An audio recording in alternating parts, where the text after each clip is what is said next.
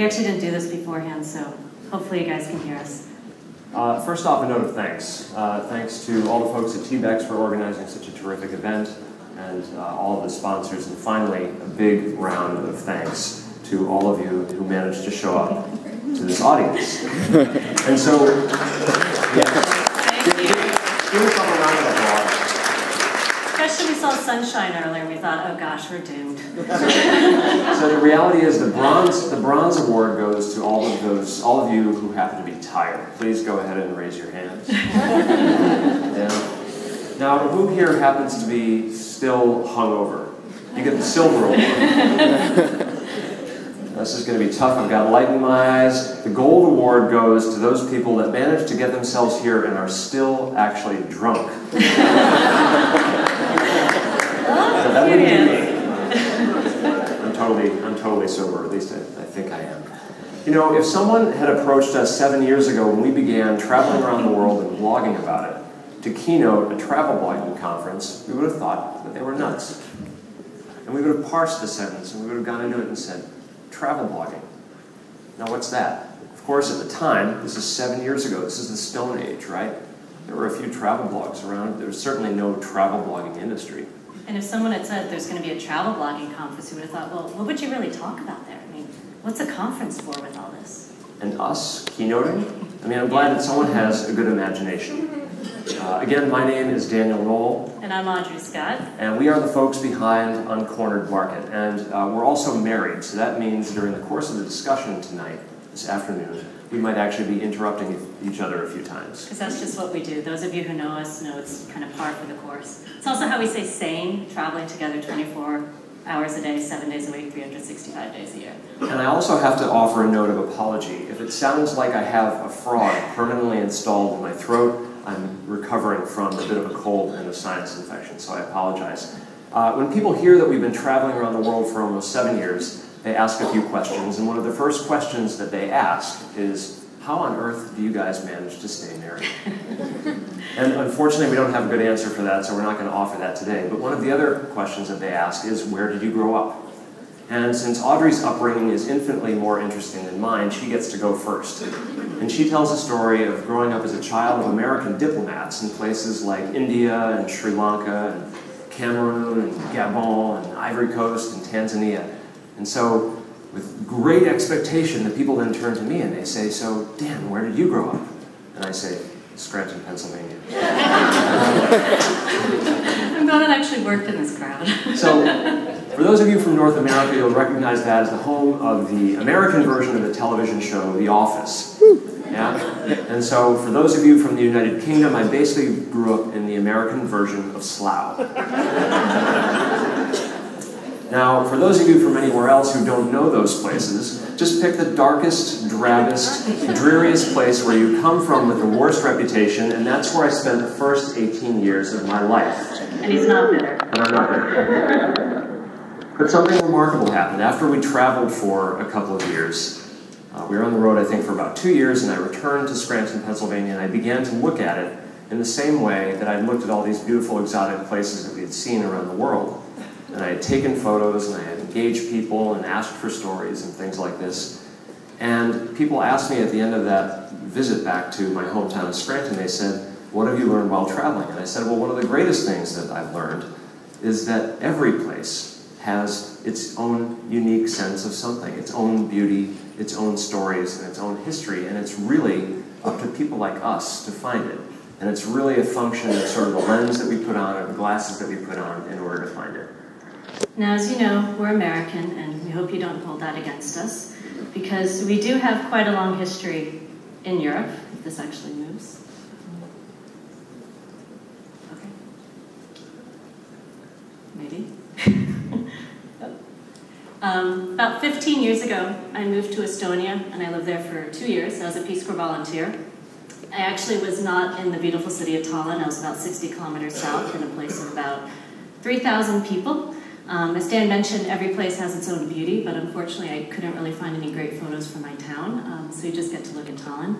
And after 2 years there, Dan came over, he joined me, we backpacked around Europe for 5 months, and we got married in Tuscany. And in fact, just a few days ago, we celebrated our 13th anniversary. Woohoo! Not up in 2 years. I can definitely recommend it, not only getting married in Tuscany, but also getting married to Audrey. But actually, perhaps is quite apt. We were just arrived that morning in Berlin from Boston, so we were jet lagged. We were both sick, and so we made a pact. We're like, okay, we're not going to celebrate our anniversary now. We're actually going to celebrate it while we're taking a road trip around Ireland this week. So we're very excited for a road trip. Very excited to celebrate our anniversary. And then after that, at the end of 2001, we left San Francisco and with no jobs, with 6 suitcases, and we moved to Prague. And we ended up working and living in Prague for 5 years. And then at the end of 2006, we sold everything again, put on backpacks, and started traveling around the world. And then we were homeless by choice, for about 6 years. So we were completely nomadic, just our bags, until last year, when we decided to set up a base in Berlin. And so those are not my leotards, and that is not me. So this is now, Berlin is a place we call home. So we feel very much at home at Europe. It's where we've actually spent most of our life together, is in Europe and traveling around. Now, how many of you have trouble kind of describing what it is that you do as a travel blogger? And we have a little exercise to maybe think about that. So how many of you have trouble describing what you do? I see a couple hands going up. Okay. All right, well, before we dig deep into that, I'm going to ask you all to put down your devices. And what I'm going to do is, after we're done with this exercise, I'm going to re-invite you to re-engage with those devices and make sure that you tweet absolutely everything magnificent that you hear during the course of this presentation. But for now, put down the devices for a moment. I'm going to ask you to close your eyes. Really? I still see eyes open, and I need those. We've got a message for you for those guys, so your eyes are open. Don't open your eyes. I'd like you to take a deep breath. It's been a long conference, a lot of drinking, a lot of networking, a lot of drinking. Take another deep breath. And what I'd like you to do is I'd like you to access your very first travel memory. Sit with that for a little bit. Think about when that was. Think about where it was. Think about what brought you there. Why did you end up there? And I'd like you to go a little bit more deeply into that travel memory that you've accessed and think about the senses that are engaged by that memory. What did it look like? What did it sound like? Were there any smells associated with that? Sit with it for a little while longer, and now you can go ahead and open your eyes. Hopefully that was a nice experience. Now I'm going to hold you to this and ask you to exchange with your neighbor that travel memory that you just accessed. And so we'll give you about a minute to do this. The idea is find someone next to you and share that travel memory that you just accessed, and then give the other person a chance to share theirs with you. Should hear lots of chatter, yes.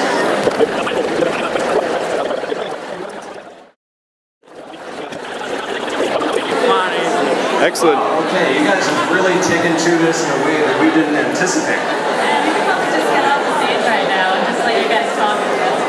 And I asked everyone, all right, that's good. How you guys all really dug into that. Heck, a lot more than we expected. So how was that? Kind of cool. Now 3 things just happened here. You had an experience. You went and you accessed that travel memory. And maybe that experience brought you back to that place and that time. But even just accessing that travel memory was an experience in and of itself. And then you shared it with someone. And then because you shared it, you created a connection with someone. And perhaps it's someone that you know already. So maybe you learned something new about that person, that connection got a little bit deeper. Or maybe it's someone that you've never met before in your whole life, and now you have a special connection with that person.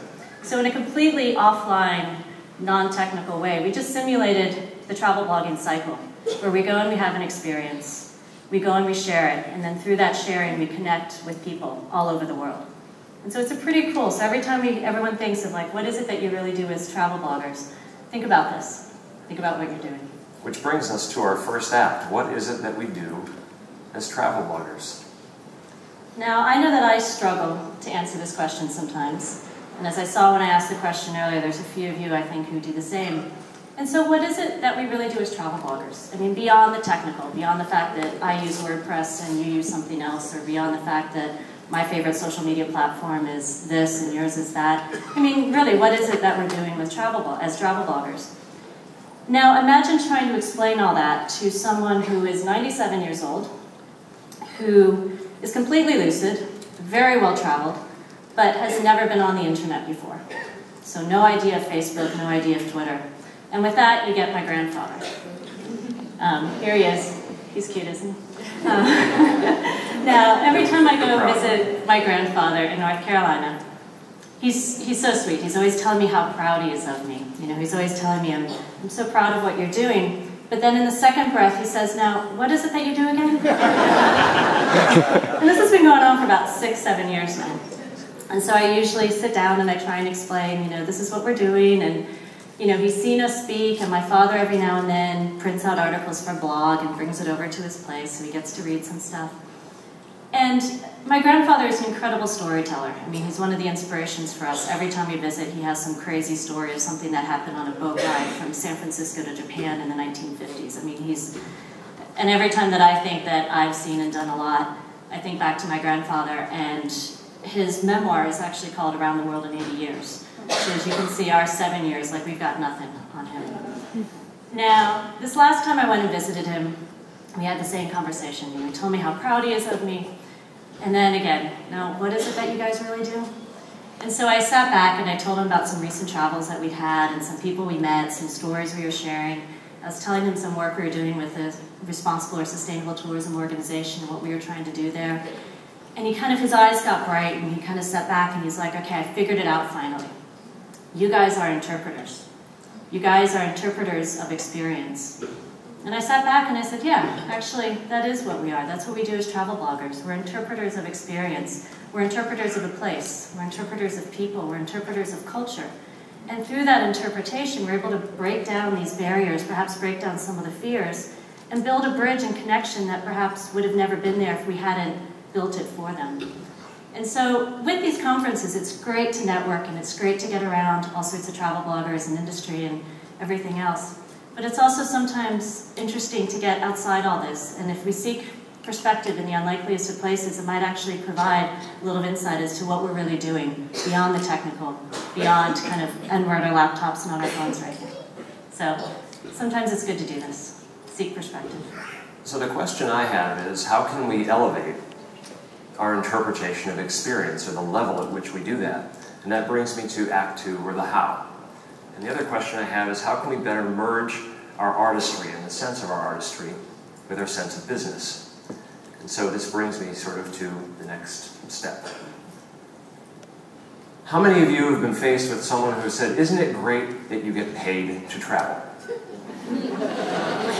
Okay, how many here see that as a gross oversimplification of what it is that we do in this area? Yeah, so at the core of that, for me, is this idea that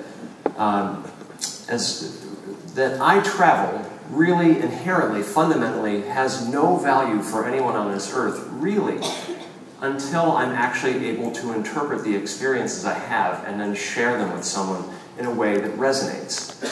And so I was thinking about this, and the other thing that we are often approached with is, isn't it great that you get to follow your passion and you somehow make a business out of that?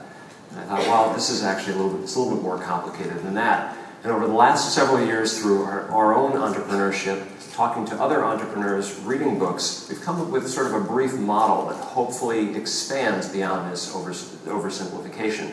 And it starts with passion. And the bad news is if all you have is passion, then all you really have is a hobby. And I'm not saying that's necessarily a bad thing. After all, that's all that some people want to do, is go after a hobby. But if you want to go after a business, then really the next step that we found that you have to pursue is how to take your passion and then parlay that into skills. And so what we did is we took our travel for passion and we learned to become better communicators, better writers, better photographers. We understood social media a little bit more. But the reality is skills aren't really enough either, because you have to unlock value for someone else. So you have to unlock value either for your readers or for your partners that you're working with, or maybe you're providing consulting to other organizations. And the reason that you want to go ahead and unlock that value aside from the fact that it's a good thing for the people that you're working with, is they're going to pay you money. What you realize is when they pay you, you get a little bit of freedom, and then you can take that freedom and then plow it back into the passion that you've been concerned with this whole time. And we'd like to think is that the foundation of all this is a sense of purpose. And so that really sort of kicks off this sort of portion of our discussion of the how. Now, over the last couple days, we've had a lot of workshops. Even before TBEX started, there were writing workshops. Earlier today, I was in a great workshop with Don George. And we all have this goal of producing great content. And I would say right now there's a bit of a trend in that there's so much content going out there, not only from bloggers, but also from other websites, and there's content farms, and there's so much content that's going out there that I think there's a risk of this idea of the commoditization of content. And the idea behind that is, if we're not able to make our content stand out, then it can be easily replaced. We can be easily replaced. You know, and the idea is that someone cheaper can come in or can be basically taken over by someone else. And so we have this differentiation dilemma. But it's actually more of an opportunity, I think, for all of us, because all of us are traveling in different ways. All of us have our different niches. All of us are honing in on our skills, whether it's video, it's photography, or it's writing, or some combination of the three. And so even though it is a challenge to try and stand out, the idea is how can I differentiate myself in not just travel blogging, but in terms of my readers, in order to keep them.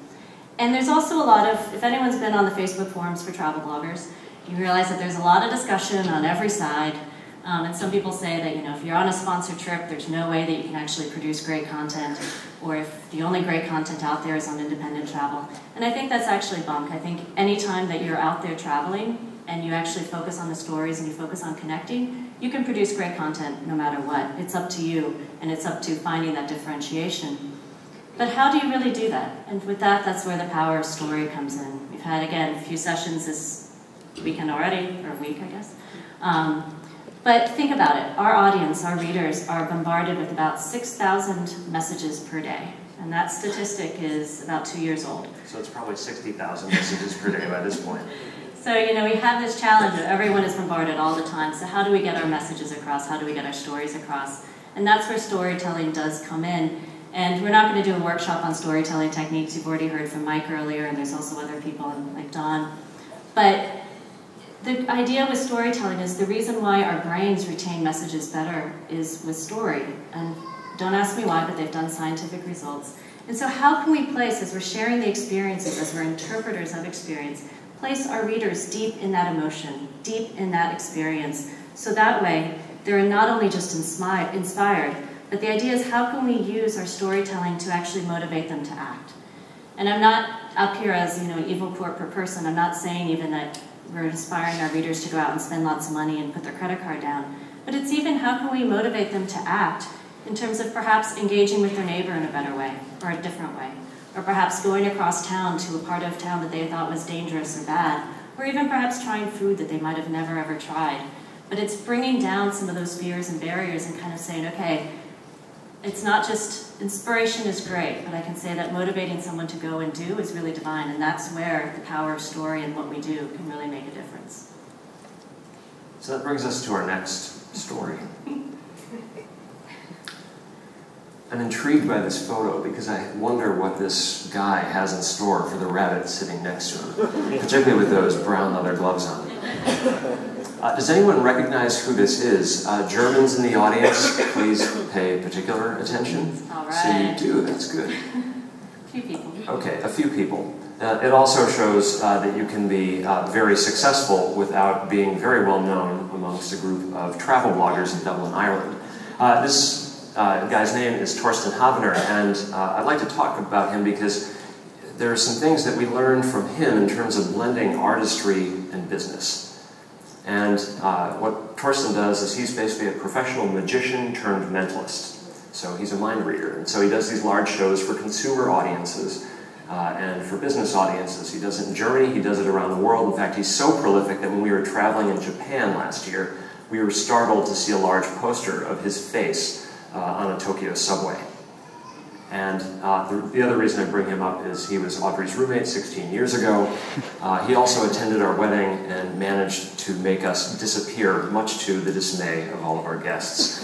But he managed to bring us back. The real reason that I bring him up is early in his career, before any sort of level of success, and before I had any interest in anything entrepreneurial, I said, Thorsten, what's your approach to this business as an entertainer? And he said, I tend to place business first. I see myself first as a business person and then as an entertainer. And I said, that's interesting. So how does that sort of carry itself out? And he said, before I ever go into a negotiation or a meeting or anything like that, what I do is I dress in a Hugo Boss suit. And I said, well, why do you do that? And he said, before I go into that meeting, people are expecting me to be this sort of disheveled artist and being disorganized. And so I go into that meeting and I beat expectations and people are surprised, and that gives me an advantage. I said, wow, that's kind of interesting. And I'm not suggesting that we begin dressing in Hugo Boss suits, but I think if we can see ourselves equally as artists and as business people at the same time, it might actually do a good stroke not only for us individually, but also for us as an industry. But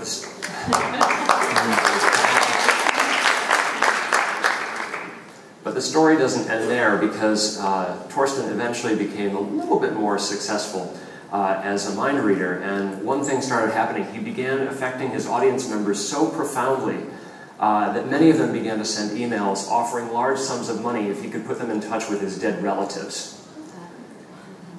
And he was tempted by these large sums of money, I might imagine, because he was just getting started. He was not terribly successful at that point. He had bills to pay, like many of us can understand. He had a family to take care of, so it was tempting. But before he decided whether or not to accept these large sums of money, he began to consider, what would this do if I accepted these large sums of money in doing this? And the reality was, he knew he didn't have any special powers. He couldn't do this. He thought about his audience and he said, you know what? It was more important my integrity, more important the trust that I had with my audience, and more important what this is going to mean, this decision is going to mean for the long-term health of my business. And I could sort of leave the parable there, but I'm actually going to put a fine point on it and be a little bit more explicit. For those of you just getting started, maybe you've experienced this so far, maybe not, it's a heady moment when you're just getting started and companies begin to approach you with amounts of money. And you think, wow, this is really fantastic. And maybe they ask you to do a sponsored post or bury some link deeply embedded somewhere in a post or somewhere in your website. And it's really tempting because you're thinking, well, now I'm beginning to make a business and I can make money. And I'm not going to tell you whether to say yes or no to those emails. But what I will suggest is give it some deep thought before you give an answer, and consider the trust and loyalty of your audience and the long-term health of your business before you do it. And the question I'm going to leave you with is, on this note, is what if we say no to the short-term gain for the long-term interest? And that gets us to the third act, which is the who. So as travel bloggers, or a travel blog, who is it that we're really serving? I mean, we all came from speed dating yesterday and today, so we know our demographics, we know the numbers.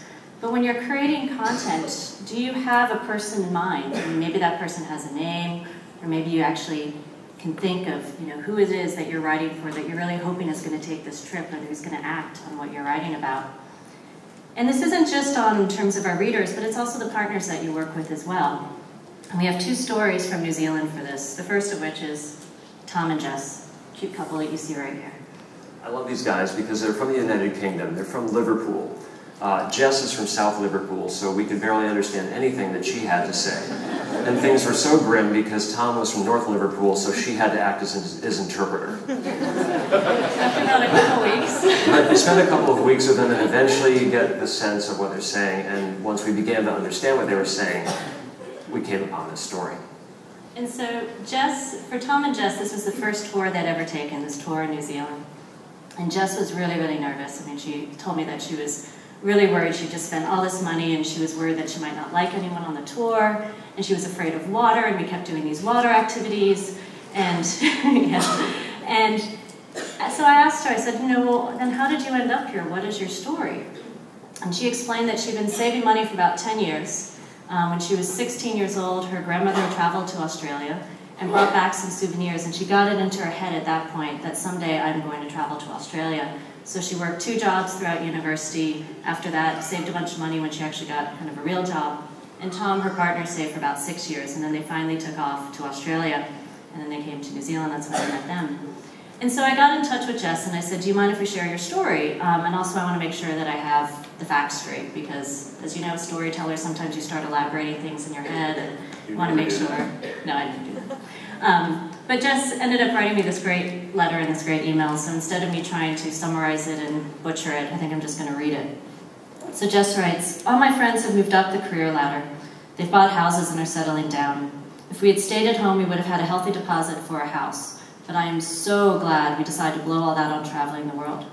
We've met some incredible people who I hope to stay in touch with for a very long time and have done some amazing things. Before New Zealand, I was afraid of boats, would you believe? Now I just love them. If I'd stayed home, I would have probably still had that fear. We've been working in Sydney for nearly 6 months now and have saved quite a lot. Last week on our way to work, Tom and I were talking, and again, if we were to go back to the UK, we could afford a deposit on a nice house. For about 5 seconds, we considered going home, but we thought, nah, let's blow it all. When we eventually return to the UK, it's true that we will really have nothing to return to. No money and no job, but we always have our amazing memories, and that's something not a lot of people will ever experience. The way we see it, we will eventually find a job and eventually buy a house. We have both just been lucky enough to travel the world.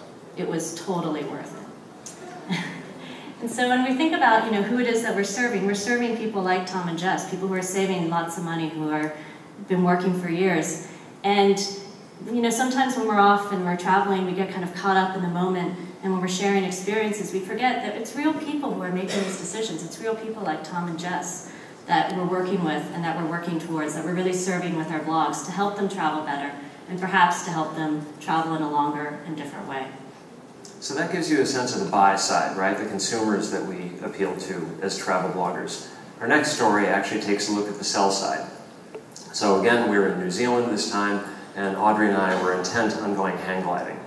And so here's a picture of Audrey totally enjoying herself up in the hang glider in the top end of the South Island of New Zealand outside of Abel Tasman National Park. And here's the next photo of me looking half terrified, just abiding the experience. Yeah, actually, there are even worse photos, and I really couldn't put one up where I'm there gritting my teeth. I have a problem with heights. I have to make yourself off buildings. I know, and I'm throwing myself off buildings, I'm bungee jumping, I'm going hang gliding. It's really great. But the story is not about us. This story is about Trevor, the man underneath me, my hang glide master, and he and his wife run this business doing hang gliding tours like this out on the South Island of New Zealand. And during our trip in New Zealand, one of our goals was to try as many activities, like a travel blogger might, so that we could come up with a list of sort of suggested add-on activities for the tour that we were taking. And a number of those add-on activities were very easy to get free access to because our guide was Kiwi, and he was terrific, and he had all these relationships, and so everything was going free, free, free, free, and it was great, free of charge. We felt like superstars. Well, he approached Trevor, and Trevor said, I'm not really sure. I think I actually want to talk to these guys face-to-face. And so we showed up a little bit early that morning before the launch, and I went up there, and I said to Trevor, I said, do you know who I am? No, I didn't. I didn't do that, and I don't recommend that you ever do that. For the record. So I said, we're Dan and Audrey of Uncornered Market. We've been around for about 7 years. Here's a sense of our audience. Here's a sense of our social media profiles and networks, and this is what we plan to do. And then on top of that, we're doing a campaign with G Adventures, and they're going to be running more tours to New Zealand. And so I think this is actually going to be of interest because they have even larger, much larger social. When am I going to start getting customers from this? And it's funny, we don't really get asked these types of questions very often, but it's perfectly reasonable, right? And I said, I can't promise you anything today, or this week, or even this month. It might even take a couple of months, but I think eventually they're going to come. And so I sort of went over the scenario again, and eventually he took us up, and he terrified me, and this photo of me just barely abiding the hang glider. The reason that we bring these stories up of people is, I think in this industry it's very easy to kind of become disconnected, to become enamored with all of the travel, and to become enamored with all of the free stuff. Nothing makes me sadder than going on one of these forums and hearing someone complain that they didn't get something for free, when in fact there are a lot of consumers out there who are saving money, like the Toms and Jesses of the world, and making very difficult decisions. And even if they have all the money in the world and they're the richest luxury traveler, understand that they are making decisions regarding something that's very valuable to them, and that's their time. And then you have people like this who are running small businesses and they say, I'm just not sure I can do any more freebies. I've got to pay for gas to get the plane up there. I've got to make sure that I cover expenses. And it's interesting when we have conversations like this because it really begins to root us into what is going on in the tourism business and what really matters. And so there's, as mentioned on Facebook forums especially, there's a lot of talk back and forth about integrity. But we'd like to pose this question, is what if integrity, if business and quality are not actually at odds after all? What if we are able to find the third way, where we're honoring our readers, we're honoring the companies that we're working with, and we're doing so in such a way by being these interpreters and honoring the experience? And I've got a short story about this, so I'm going to interrupt you, because when it was announced that we were going to be keynoting here at TBEX, we were contacted via back channel email by a couple of people, and the single topic that kept coming up over and over again was one of integrity. Something that our industry obviously has some challenges with because of a number of different circumstances. And I'll tell you, there's sort of two ends of the spectrum as we see it. On one end, you have what I might call the purists who say, under no circumstance should you go and work with a commercial enterprise or go and work with a company. You can't maintain your integrity if you do that.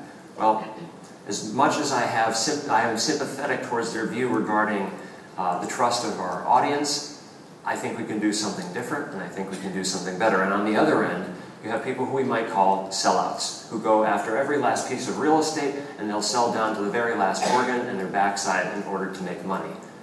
And the third way that Audrey is talking about is essentially an elegant sort of compromise of the two. And as you sort of thread that needle, the question is then, what am I here for, and what is my purpose? Which brings us to our final step, which is Act 4, the why.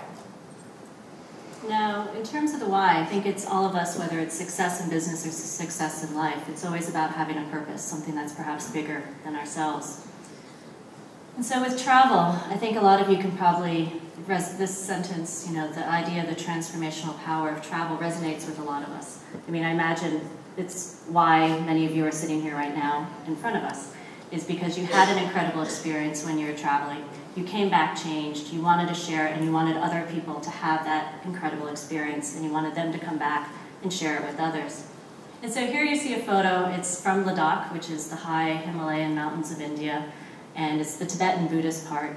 And we went off on a 7-day trek in June, and in June there's not really supposed to be snowstorms, but as you see, we got a surprise blizzard. I'm so grateful that I'm smiling in this photo. Can I just tell you that? Yeah, because 2 seconds before I took it, he was complaining about it was the worst day ever. But anyway, but that's what. I'm being called back. But that's the idea of this transformational power of travel. You dig deep inside of you. It's not always glorious. It's not always sunshine and happy and butterflies. You have these really challenging experiences. You push yourself to the limits. You push yourself beyond what you think is possible, and you come out the other side changed. You come back going home saying, I'm a different person, and perhaps you're also connecting with other people differently. But with travel, I'd like to think of it not just in terms of us as individuals and kind of us consuming it or us being the recipient of transformational power of travel, but it's also the idea of what we can do with the local communities in the places that we're visiting. And so here you see a family that we stayed with. So after we came off the mountain, we went down into a village, and we spent the night with them. And it was part of a homestay program. So we got a nice warm bed, really incredible home-cooked meal. They got a fixed fee for us staying there and for the services. And so while we had this great connection going back and forth, they were able to earn money in the summer in order to invest in their kids, in order to maybe invest in a couple of household kind of improvements and stuff. And so as we think of kind of the why, it's this idea of it's not just about me, but it's also about the places that we're visiting and being interpreters of those places. Which brings us to another story. How many of you have been to Myanmar or Burma? Yeah, beautiful country, beautiful people. Fortunately, the situation there is looking up. But this is a photo that we took approximately 5 years ago at the beginning of 2008. And we visited Myanmar just after the beginning of the Saffron Uprising.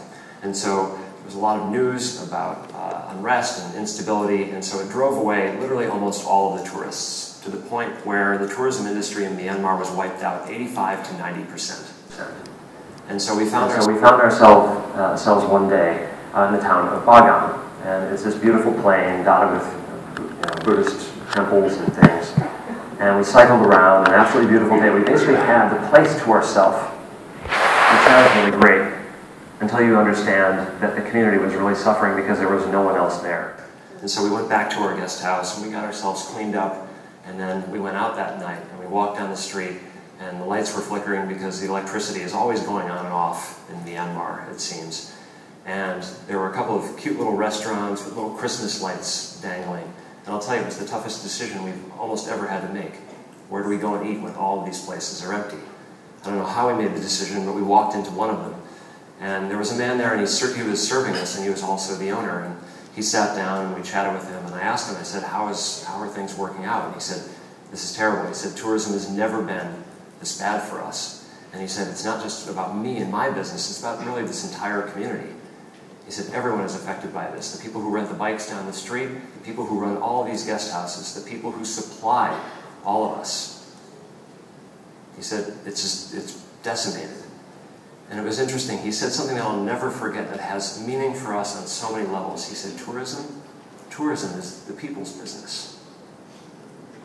And I thought about this, and it made so much sense economically, because the money that we bring into communities and how meaningful it is to communities. This is the great power of tourism, global tourism around the world. But then I stepped back even further in terms of the meaning of this phrase, and I don't think he meant this.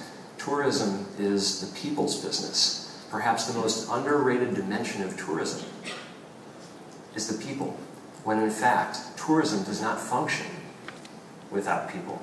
They are the ones who get us there, they are the ones who feed us. And it also just so happens, after we've read all these blog posts, that some of the greatest stories that we carry back with us, they're because of the people that we met.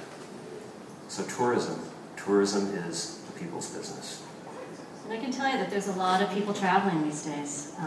Last year, 1 billion people, 1 billion travelers crossed borders, so that doesn't even take into account, the domestic travelers. And so when you think of something on that scale, 1 billion people, almost the entire country of China traveling, imagine that. Think about what potential there is for harm. I mean, we've all, I imagine, have traveled to places where we've seen tourism development go extremely wrong, in terms of destroying the environment. Local people are unhappy and they're kind of jaded, and you might get scammed and things like that, and you kind of step back and think, oh my God, I'm contributing to this. Like, I'm helping to destroy places, and you think, what am I doing as a travel blogger? But if we flip it around, think about the potential for good with 1 billion travelers. Through what we're doing as storytellers, what we're doing with our content, how we're connecting with all of our readers all over the world, the reach of the stories and what we write, we have this ability to connect our readers to travel in such a way that they are traveling with respect. And this is respect for the environment, it's respect for the economy, and it's also respect for the local people and the culture. And so when we think about the travel industry and how it's growing, it's we're part of this. We're part of helping this move forward, and we're part of helping it turn travel and the tourism industry into this potential for good. Which brings us to one final anecdote. A couple of years ago, a good friend of mine asked, he said, why are you doing this? And honestly, I've sort of struggled. I said, it certainly isn't for the money, because there's a number of other industries that could probably serve me in a much better way. And I said, I think it's because I want to leave this planet a shade better off than if I had otherwise not existed. And later that year, Václav Havel died. He was the former president of the Czech Republic, and he was instrumental in the fall of communism. And after his death, a number of stories came out, including a number of quotes from his work. And one of the quotes that really struck me, that sort of put a fine point on why we in particular are in this business, and why I suspect many of us are in this business, was this quote. He says, hope is definitely not the same thing as optimism.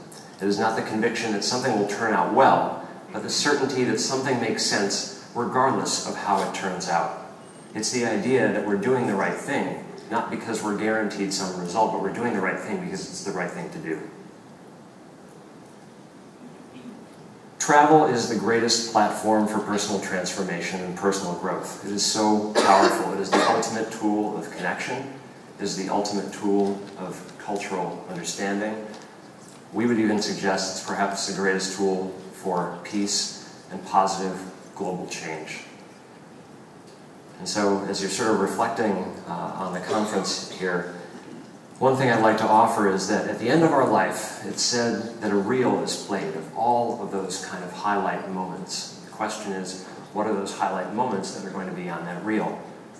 And I often wonder sort of what questions we're going to ask ourselves. And are we going to ask ourselves, how successful were we? Or more importantly, how did we measure success? And I realize it's difficult because we're kind of in a bit of a balancing act here. And so as you walk out of here armed with all this knowledge and you feel the landscape shifting under your feet, because that's the nature of this business, perhaps you'll close your eyes and you'll consider the what, the how, your why, and the who, and you'll reflect on ways to better honor the experience, the loyalty and trust of your readers and your audience, and also the communities and the people that you visit around the world. Thanks so much for listening.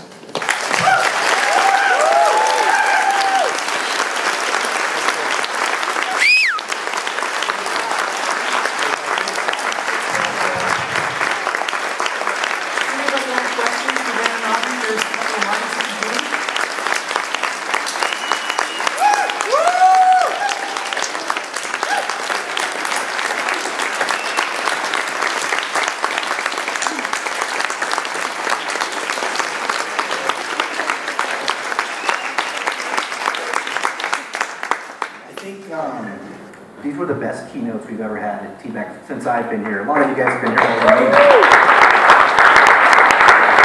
That's the first standing ovation I've seen at TBEX. So, great job. I know you owe your friends a lot of beers. Yeah, there's 70% off. We'll pay the extra. Thank you guys. You did an amazing job. A really great ending to the conference. I hope you all are feeling inspired, ready to go create the best content you've ever done, and for the right reasons, and do it with integrity. What a great message. I've been thinking about saying that, and when I'm introducing people, because we keep talking about it, and I wrote a blog post about this at ITB, because so many exhibitors at ITB were complaining about horror stories with bloggers. And you guys said it much better than I ever could have. So, again, thank you. And the fact that you're here means you probably want to blog with integrity yourself as well. So, thank you all. Please, as they said, do things for the right reasons. Now, let's go have some drinks and celebrate the amazing time that we've had here this week. And let's have a little bit of fun. Oh, one last thing. I want to thank our staff. Mary Jo, again, did an amazing job.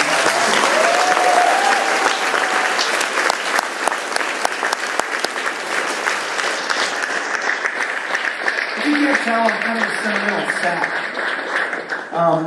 My business partner, Dave Sinkin.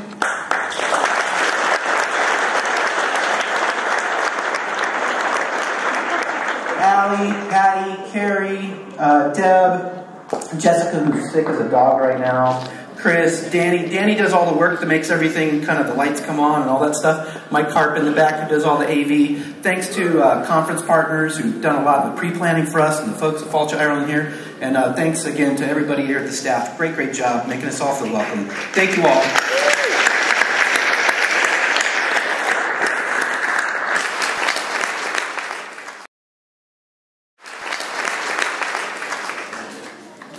Everybody's been apologizing to us about all week is that the weather. It's been too rainy. And has anybody been bothered by the weather? Yeah, I wore my, they said they thought the sun was going to shine today. That's why I wore my shirt today, trying to bring some San Diego sunshine to Dublin. But I think it's been just an amazing experience. Can't wait to go have some drinks with you all. So let's head to the bar and let's celebrate.